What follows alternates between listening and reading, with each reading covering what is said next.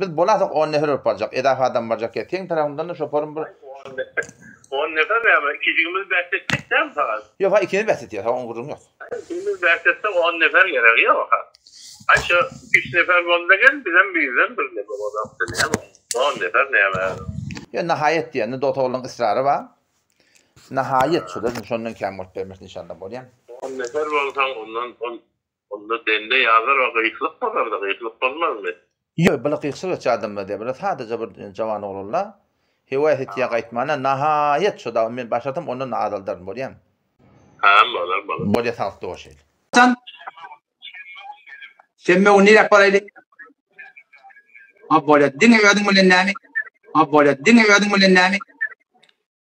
Amma bir özüm bir nefer mugaballa Ahmad ağam gurban bolun. Yok, yakinen doğruda gittim. Es'elu keşşefaati fetul kadir yakinen. Ola wede. Ezra wede. Dina hakim yok. Dina koy onu kamillasın.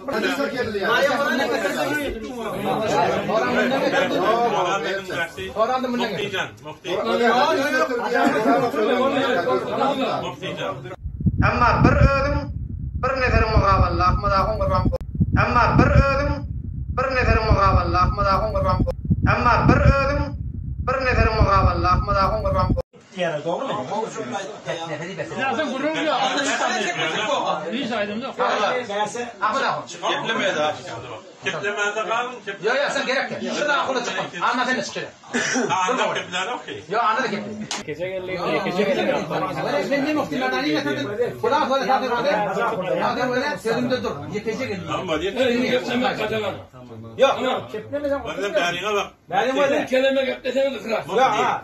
İzadı yok. Benim kelime gepletene kırar. Sen belletme yok. Böyle kulağa tadı sözümde dur. Buraya dön diyeceğim. Sakın hayır. Ağın cemaattan başladı. Ahirin ihtar. Eğer kepletene çıkyanı keplemeden oturuyor. Tamam. Amma bir özüm bir nefer mugaballa Ahmad ağam gurban bolun.